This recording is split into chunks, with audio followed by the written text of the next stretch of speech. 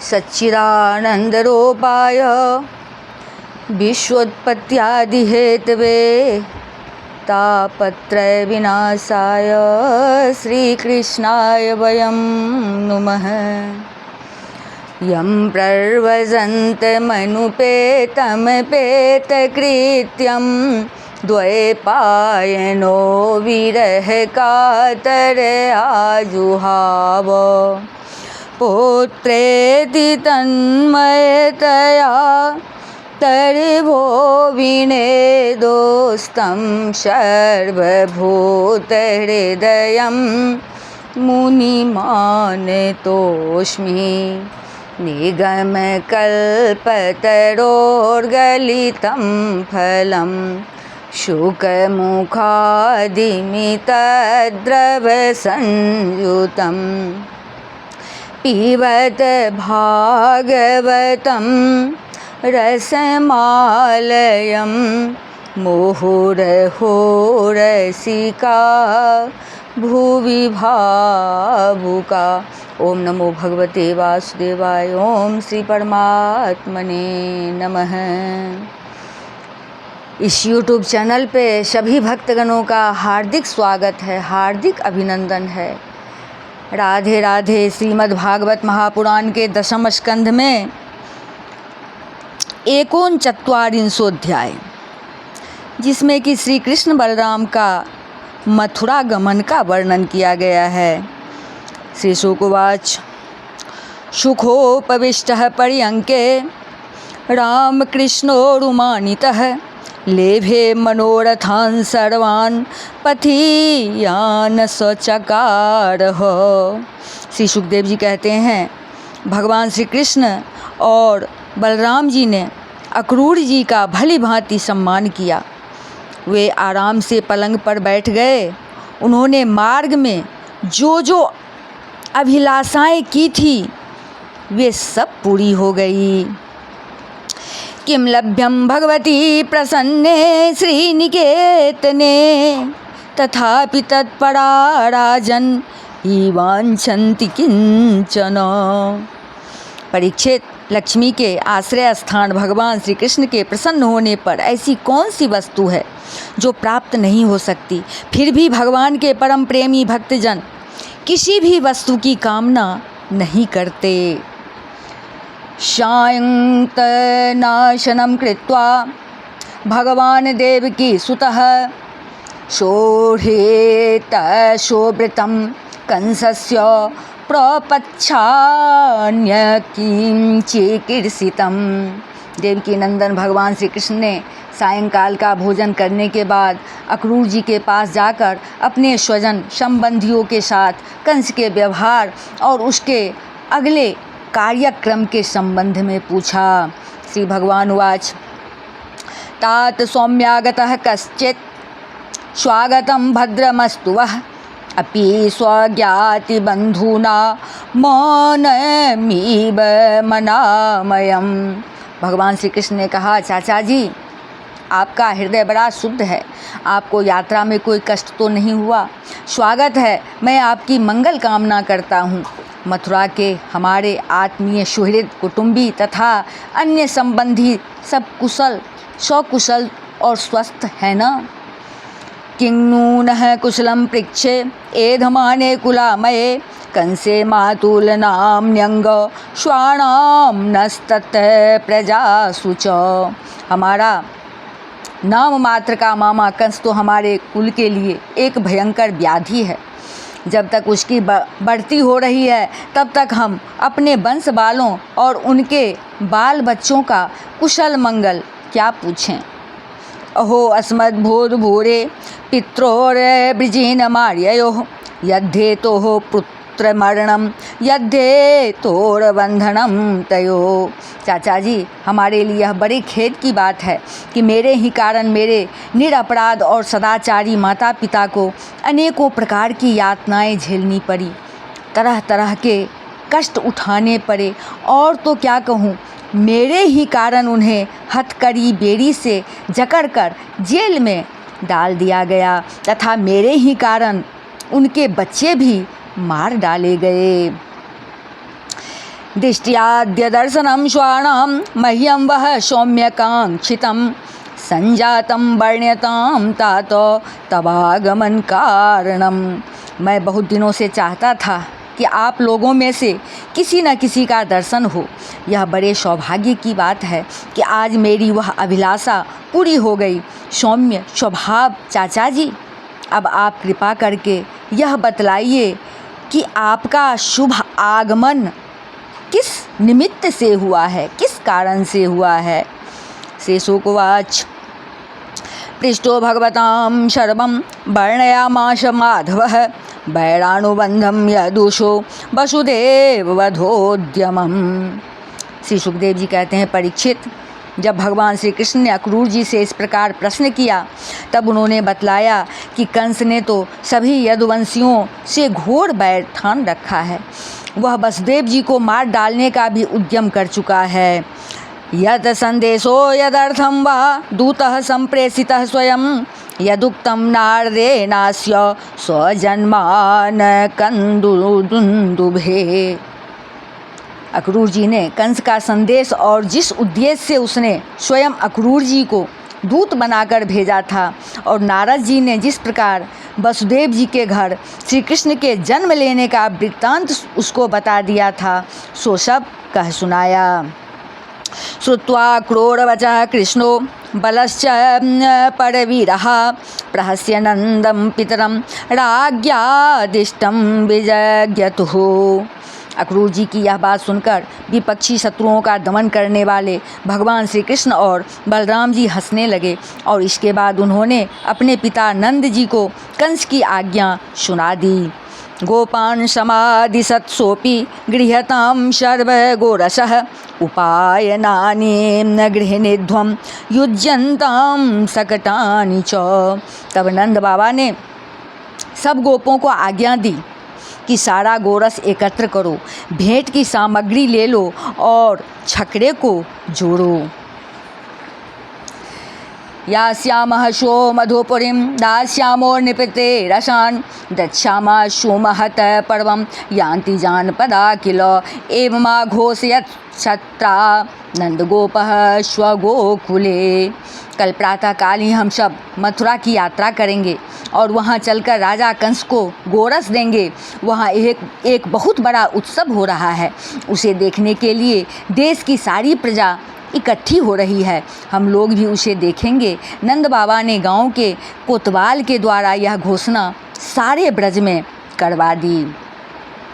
गोप्यस्तास्तदन्दोपश्रुत्य बभो भोर व्यथिता वृषं रामकृष्णो पुरीं नेतुर्मक्रोरं ब्रजमागतम। परीक्षित, जब गोपियों ने सुना कि हमारे मनमोहन श्याम सुंदर और गौर सुंदर बलराम जी को मथुरा ले जाने के लिए अक्रूर जी ब्रज में आए हैं, तब उनके हृदय में बड़ी व्यथा हुई। वे सब के सब व्याकुल हो गई। काश्चित् कृत हृतापस्वां सम्लान मुखश्रियः ससदुकुल बलय केश ग्रंथस्य काश्चन। भगवान श्री कृष्ण के मथुरा जाने की बात सुनते ही बहुतों के हृदय में ऐसी जलन हुई कि गर्म सांस चलने लगी, मुख कमल कुम्भला गया और बहुतों की ऐसी दशा हुई, वे इस प्रकार अचेत हो गई कि उन्हें खिसकी हुई ओढ़नी, गिरते हुए कंगन और ढीले हुए जूड़ों तक का पता न रहा। अन्याश तदनुध्यान निवृत्ता शेषवृत्तयः नाभ्यजनान नीमं लोकमात्मलोकं गता इव। भगवान के स्वरूप का ध्यान आते ही बहुत सी गोपियों की चित्तवृत्तियाँ सर्वथा निवृत्त हो गई, मानो वे समाधिस्थ आत्मा में स्थित हो गई हो और उन्हें अपने शरीर और संसार का कुछ ध्यान ही न रहा। स्मरन्त्यश्चापरां शौरे रनुरागास्मित तेरिता हृदय स्पृशश्चित्रपदा गिरः सम्मुमुहुः स्त्रियः। बहुत सी गोपियों के सामने भगवान श्री कृष्ण का प्रेम, उनकी मंद मंद मुस्कान और हृदय को स्पर्श करने वाली विचित्र पदों से युक्त मधुर वाणी नाचने लगी। वे उसमें तल्लीन हो गई, मोहित हो गई। गतिम सुललितां चेष्टां स्त्रीगधहासावलोकनम शोकापहानि नरमाणि प्रोद्याम चरितानि च। गोपियाँ मन ही मन भगवान की लटकीली चाल, भाव भंगी, प्रेम भरी मुस्कान, चितवन सारे शोकों को मिटा देने वाली ठिठोलियाँ तथा उदारता भरी लीलाओं का चिंतन करने लगी और उनके विरह के भय से कातर हो गई। उनका हृदय, उनका जीवन, सब कुछ भगवान के प्रति समर्पित था। चिंतयन्त्यो मुकुंदस्य भीता विरह कातरा समेता संघसः प्रोचोर श्रोमुख्योच्युताशया। सब कुछ भगवान के प्रति समर्पित था। उनकी आँखों से आंसू बह रहे थे। वे झुंड की झुंड इकट्ठी होकर इस प्रकार कहने लगी। गोप्यः ऊचु ओहो विधातस्तव न क्वचिद्दया संयोज्य मैत्र्या प्रणयेन देहिनः तांश्चाकृतार्थान् व्युनक्ष पार्थकं विक्रीडितं तेरभक चेष्टितं यथा। गोपियों ने कहा, धन्य हो विधाता, तुम सब कुछ विधान तो करते हो, परंतु तुम्हारे हृदय में दया का लेस भी नहीं है। पहले तो तुम सौहार्द और प्रेम से जगत के प्राणियों को एक दूसरे के साथ जोड़ देते हो, उन्हें आपस में एक कर देते हो, मिला देते हो, परंतु अभी उनकी आशा अभिलाषाएं पूरी भी नहीं हो पाती, वे तृप्त भी नहीं हो पाते कि तुम उन्हें व्यर्थ ही अलग अलग कर देते हो। सच है, तुम्हारा यह खिलवाड़ बच्चों के खेल की तरह व्यर्थ ही है। यस्त्वं प्रदर्श्यासितकुन्तलावृतं मुकुन्दवक्त्रं सुकपोलमुन्नशं शोकापनोदस्मितलेशसुन्दरं करोसि पारोच्यम साधु ते कृतं। यह कितने दुख की बात है विधाता, तुमने पहले हमें प्रेम का वितरण करने वाले श्याम सुंदर का मुख कमल दिखलाया। कितना सुंदर है वह, काले काले घुंघराले बाल कपोलों पर झलक रहे हैं। मरकत मणि से चिकने सुगंधित कपोल और तोते की चोंच सी सुंदर नासिका तथा अधरों पर मंद मंद मुस्कान की सुंदर रेखा, जो सारे शोकों को तत्क्षण भगा देती है। विधाता, तुमने एक बार तो हमें वह परम सुंदर मुख कमल दिखाया और अब उसे ही हमारी आँखों से ओझल कर रहे हो। सचमुच तुम्हारी यह करतूत बहुत ही अनुचित है।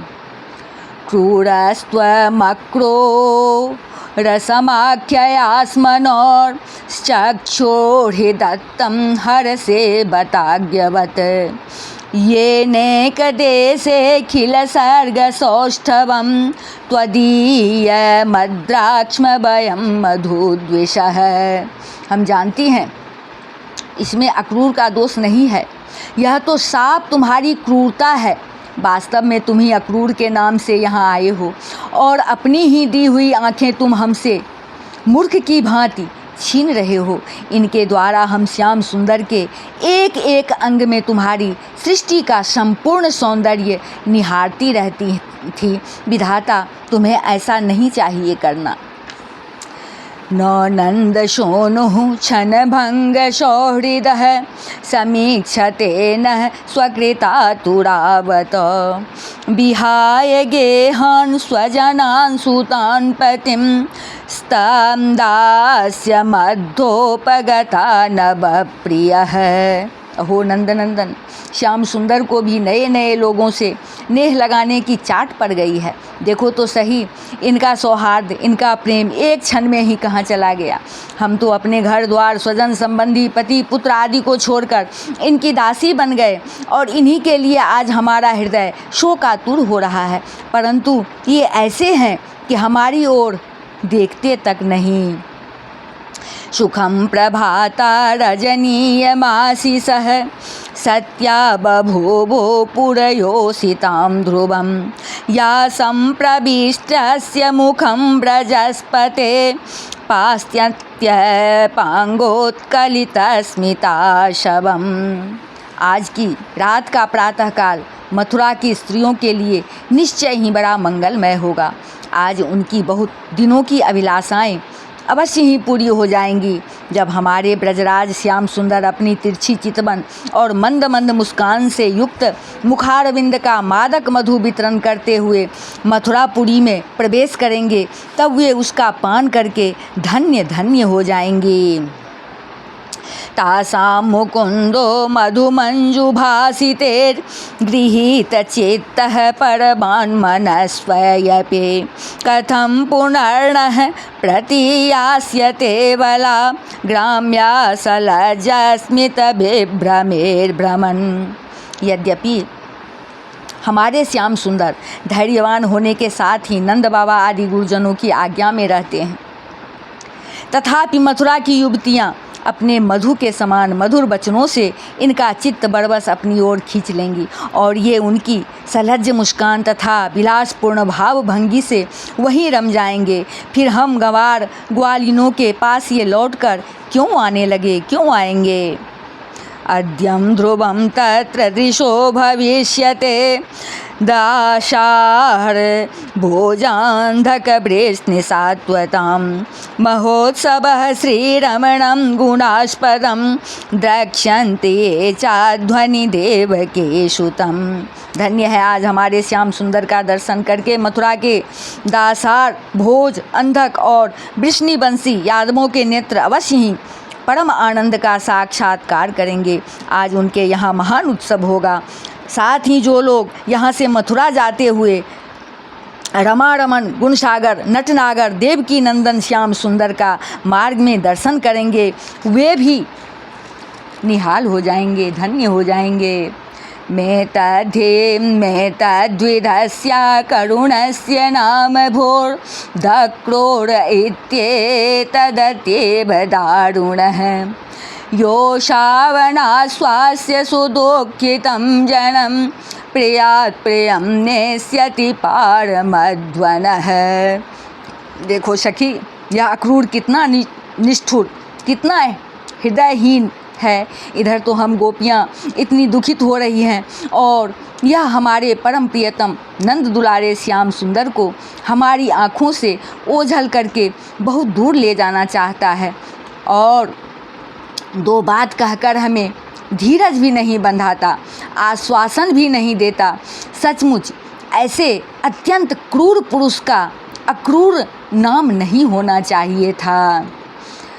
अनाद्र धीरे समास्थितो रथं तमन्वमी च त्वरयन्ति दोर्मदा गोपानोभिः स्थविरेरुपेक्षितं दैवं च नोद्य प्रतिकूलमीहते। सखी, हमारे ये श्याम सुंदर भी तो कम निष्ठुर नहीं हैं। देखो देखो, वे भी रथ पर बैठ गए और मतवाले गोपगण छकड़ों द्वारा उनके साथ जाने के लिए कितनी जल्दी मचा रहे हैं। सचमुच ये मूर्ख हैं और हमारे बड़े बूढ़े, उन्होंने तो इन लोगों की जल्दबाजी देखकर उपेक्षा कर दी है कि जाओ जो मन में आवे करो। अब हम क्या करें, आज विधाता सर्वथा हमारे प्रतिकूल चेष्टा कर रहा है। निवारयामः समुपेत्य माधवं किं नो करिष्यन् कुलवृद्धबान्धवा मुकुन्द संगानिमिषार्धदोस्त्यजात् दैवेन विध्वंसित दीनचेतसाम्। चलो हम स्वयं ही चलकर अपने प्राण प्यारे श्याम सुंदर को रोकेंगे। कुल के बड़े बूढ़े और बंधुजन हमारा क्या कर लेंगे। अरे सखी, हम आधे क्षण के लिए भी प्राण वल्लभ नंद नंदन का संग छोड़ने में असमर्थ हैं। आज हमारे दुर्भाग्य ने हमारे सामने उनका वियोग उपस्थित करके हमारे चित्त को विनष्ट एवं व्याकुल कर दिया है। यस्यानुराग ललितस्मितबल्गुमन्त्र लीलावलोक परिरम्भन रासगोष्ठ्यां नीतास्मनः क्षणमिव क्षणदाविनातं गोप्यः कथं न्वतीतरेम तमो दुरन्तम्। सखियों, जिनकी प्रेम भरी मनोहर मुस्कान, रहस्य की मीठी मीठी बातें, विलासपूर्ण चितवन और प्रेम आलिंगन से हमने रासलीला की, वे रात्रियां जो बहुत विशाल थी एक क्षण के समान बिता दी थी। अब भला उनके बिना हम उन्हीं की दी हुई अपार विरह व्यथा का पार कैसे पावेंगे। यो हनः छये ब्रज मणंत सखः परितो गोपेर्विसन्खूररजश्चूरितालकस्त्रक वेणुं क्वनन् स्मितकटाक्ष निरीक्षणेन चित्तं क्षिणोत्यमुमृतेनु कथं भवेम।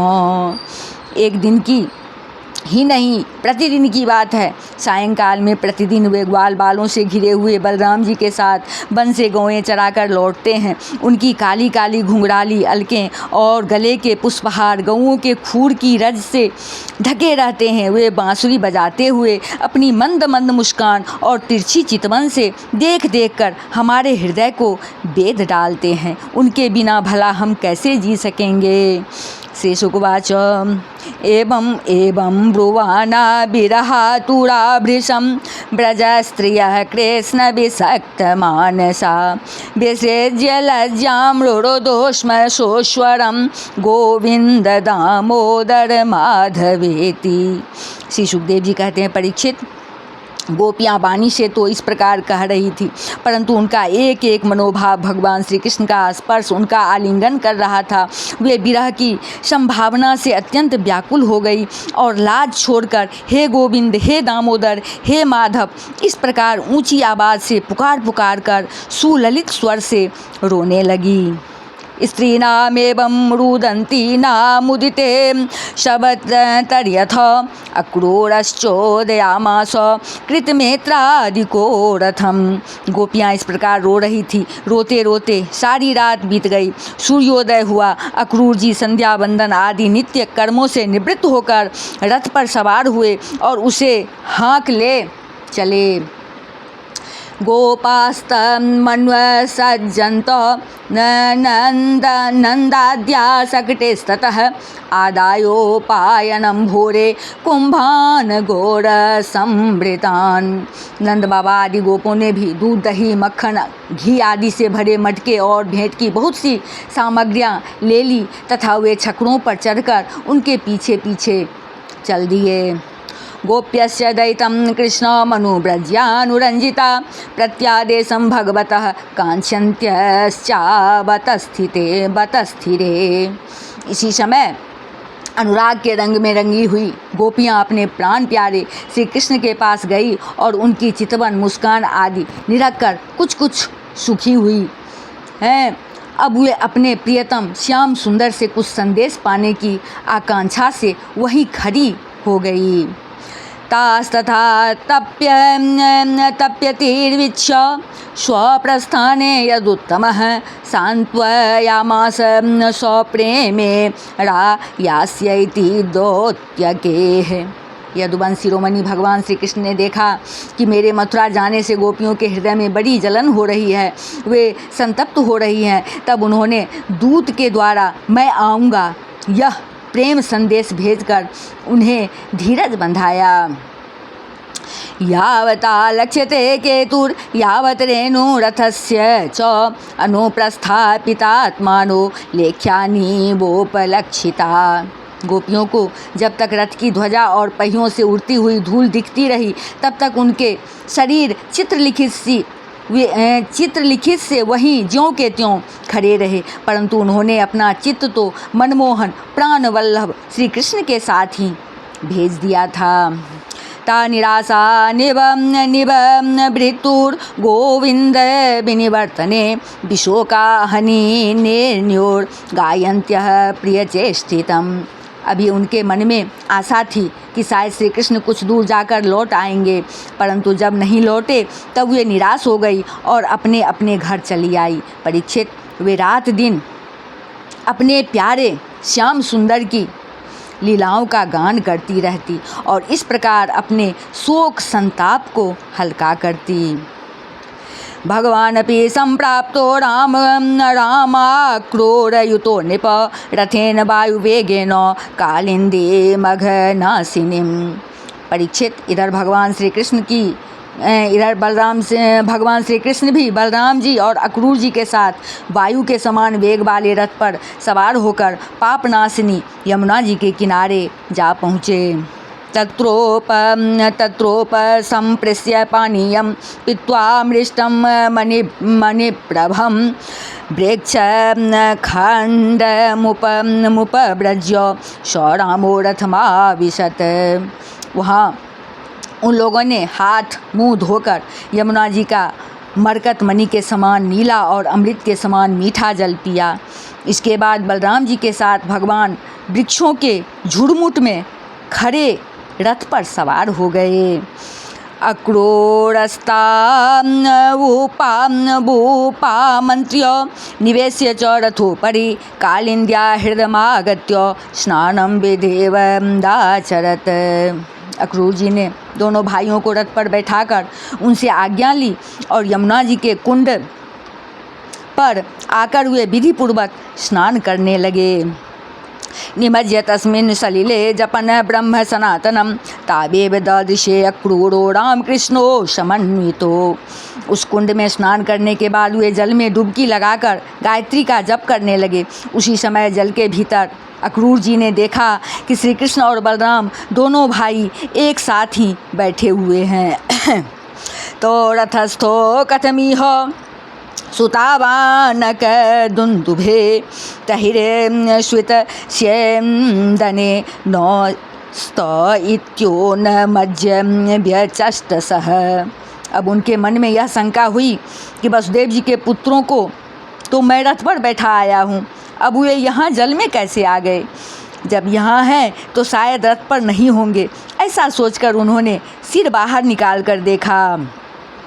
तत्रापि च यथा पूर्वमासीनो पुनरेव सह नैमंजद दर्शनम यन्मे मृखा किं सलिले तयो। वे उस रथ पर भी पूर्ववत बैठे हुए थे। उन्होंने यह सोचकर कि मैंने उन्हें जो जल में देखा था वह भ्रम ही रहा होगा, फिर डुबकी लगाई।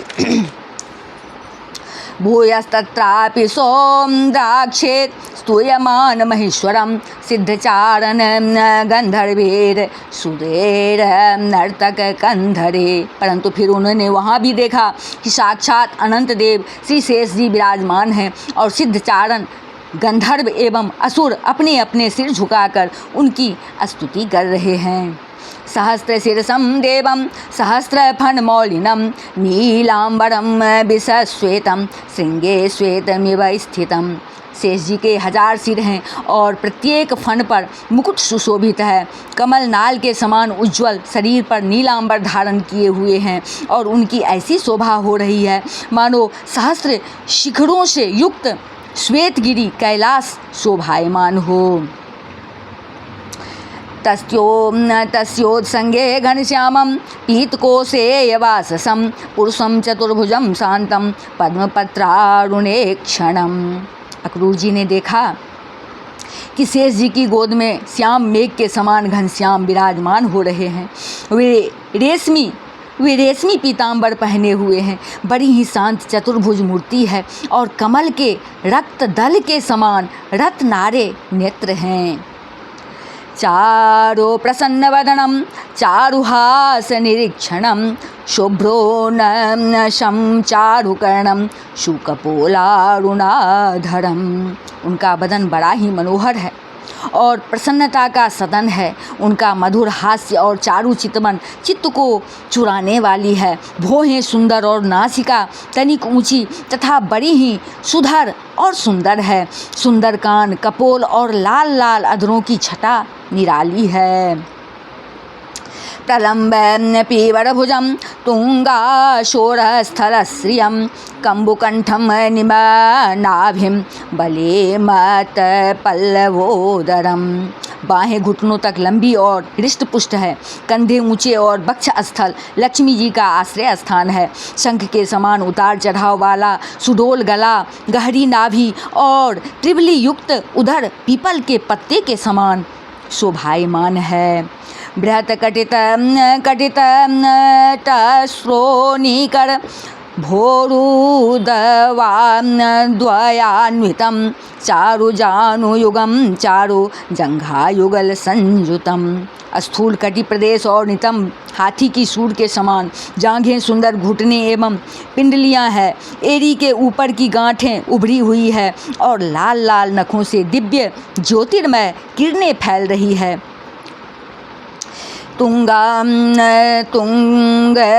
तुंगगुल्फा रुन नख ब्रात दिधितिभिर्वृतं नवांगुल्य अंगुष्ठ दलेर बिलसत पाद पंकजम। चरण कमल की अंगुलियां और अंगूठे नई और कोमल पंखुड़ियों के समान सुशोभित है। सुमहामणि व्रात किरीट किरीट कटकांगदे कटिसूत्र ब्रह्मसूत्र हारनूपुर कुंडले भ्राजमानं पद्मकरं शंखचक्रगदाधरं श्रीवत्स वक्षसं भ्राजत कौस्तुभं वनमालिनम। और अत्यंत बहुमूल्य मणियों से जरा हुआ मुकुट, कड़े बाजूबंद करधनी, हार, नूपुर और कुंडलों से तथा यज्ञोपवीत से वह दिव्य मूर्ति अलंकृत हो रही है। एक हाथ में पद्म शोभा पा रहा है और शेष 3 हाथों में शंख, चक्र और गदा।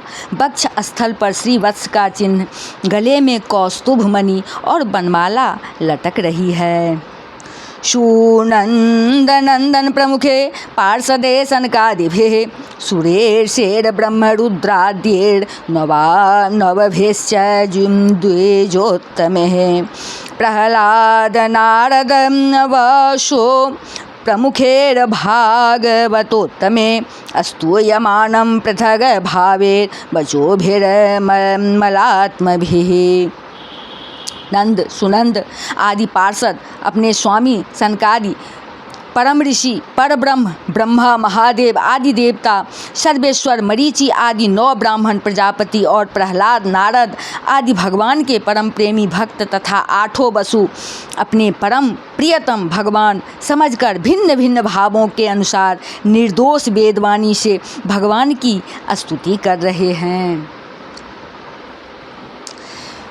श्रिया पुष्टया गिरा कांत्या कीर्त्या तुष्टये लयोर्जया विद्यया विद्यया शक्त्या माया च निसेवितम। साथ ही लक्ष्मी, पुष्टि, सरस्वती, कांति, कीर्ति और तुष्टि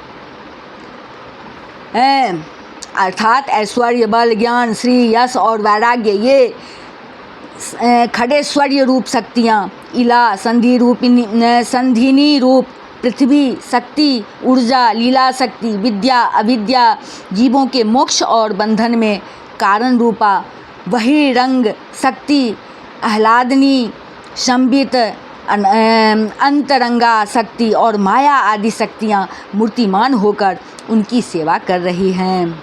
विलोक्य शोभृशंभिं प्रीतो भक्त्या परमया युतः रेष्यतनुरुहो भाव परिक्लीनात्मलोचनः। भगवान की यह झांकी निरखकर अक्रूर जी का हृदय परम आनंद से लबालब भर गया। उन्हें परम भक्ति प्राप्त हो गई। सारा शरीर हर्ष आवेश से पुलकित हो गया। प्रेम भाव का उद्रेक होने से उनके नेत्र आंसू से भर गए।